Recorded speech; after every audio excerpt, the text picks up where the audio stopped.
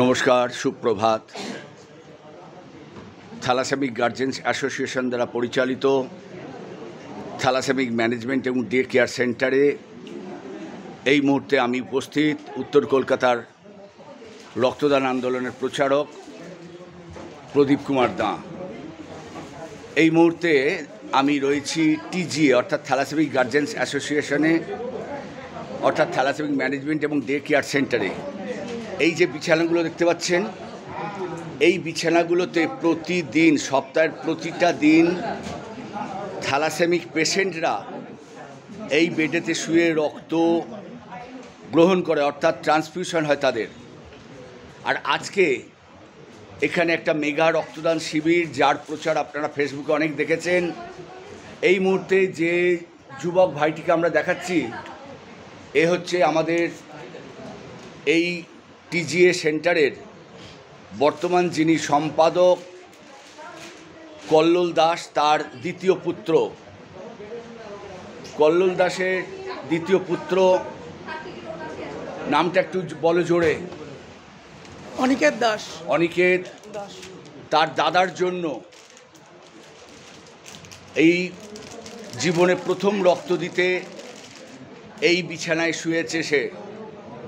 আমরা ঈশ্বরের কাছে প্রার্থনা করব শরীর স্বাস্থ্য তার ভালো থাকুক। এবং শুধু কল্লোল দাসের ছেলেই নয়, এখানে প্রচুর মানুষ রয়েছেন, দেখতেই পাচ্ছেন। টিজিএর আজকের ডাকে সাড়া দিয়ে বহু মানুষ এখানে এসেছেন, আমি প্রত্যেককে দেখাচ্ছি। এবং বিশেষ করে আমার পাশের বাড়ির ছেলে, সে যখন ফেসবুকে দেখেছে আমাকে নিজেই ফোন করলো।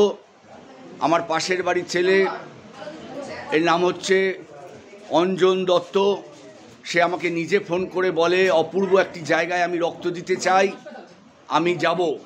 সে একদম সশরীরে চলে এসেছে। আমি তাই দেখতে পাচ্ছি যে এই মুহূর্তে প্রচুর ভিড় রয়েছে, দেখতে পাচ্ছেন। আরও আজকে সকাল 10টা থেকে রাত্রি 9টা পর্যন্ত রক্তদান শিবির চলবে। এবং যেখানে আপনারা দেখতে পাচ্ছেন এই বিছানাগুলোতে শুয়েই সপ্তাহের প্রতিটা দিন 4 ঘন্টা থেকে 4.5 ঘন্টা বেডেতে শুয়ে থ্যালাসেমিক পেশেন্টরা রক্ত গ্রহণ করে। অর্থাৎ আমরা যা ব্লাড ডোনেট করি সেইগুলো তারা 4 থেকে 4.5 ঘন্টা এই বেডেতে শুয়ে তাদের ট্রান্সফিউশন হয়। এবং এই ট্রান্সফিউশনের দায়িত্বে যিনি অগ্রণী ভূমিকা নেন, এই হচ্ছে আমাদের শুক্লাদি, যার কথা বলে শেষ করা যাবে না। অত্যন্ত মাতৃস্নেহে সমস্ত পেশেন্টকে তিনি দেখেন এবং অতি তৎপর, প্রতিটা মানুষের প্রতি তৎপর। দেখতে পাচ্ছি খাটে একটি বেডেতে শুয়ে বসে রয়েছেন বর্তমান এখানকার ট্রেজারার, আমাদের এই পরিচালন কমিটি অর্থাৎ এখানকার ট্রেজারার বসে রয়েছেন। সকলেই প্রস্তুত, কেউ বা কাজে রয়েছেন, কেউ বা তদারকি করছেন। চলুন, এরপরে আসছে আরও ভিডিও আমি দেখাবো, একের পর এক দেখাবো। বিশেষ করে যারা জীবনে প্রথম রক্ত দিচ্ছে তাদেরকে দেখানো একটা বিশেষ কর্তব্য বলে মনে করি। এই ভাইটি, তুমি প্রথম রক্ত দিচ্ছ? আচ্ছা, কি নাম? হ্যাঁ, চাপারানি। আচ্ছা, চাপার আলী মণ্ডল। আচ্ছা, জাফর আলী। আচ্ছা, শুনতে পাচ্ছি না, এখানে আওয়াজ হচ্ছে। জাফর আলী মণ্ডল, জীবনে এই প্রথম রক্ত দিচ্ছ? হ্যাঁ। তোমার বয়স কত? 29। বয়স কত থেকে দেওয়া যায় রক্ত? কত জানো? 18 থেকে দেওয়া যায়। 18 থেকে 28 পার করে এই 11 বছর দাওনি কেন? ভয়? কোনো ইয়ে নেই, কোনো মানে তোমাদের প্রচার সেরকম পাওনি, তাই তো? আচ্ছা আচ্ছা, কোনো ভয় লাগছে? না না। Very good. একটু বাঁ হাতটা আমার দিকে তাকাও, বাঁ হাতটা শুধু, শুয়ে থাকো তুমি। হ্যাঁ, আমার একটু এ করো, ঠিক আছে তো? ব্যাস। একটু আগে বারবার করে কল্লোল দাস তার নাম করছিলাম এবং তার পুত্র রক্ত দিচ্ছে।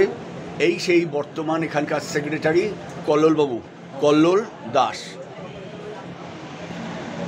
সুন্দর হাতের টানেতে সুন্দরভাবে চমৎকারভাবে একটি সার্টিফিকেটের লেখা দেখতে পাচ্ছি, যে দাদা লিখছেন অপূর্ব অপূর্ব হাতের লেখা।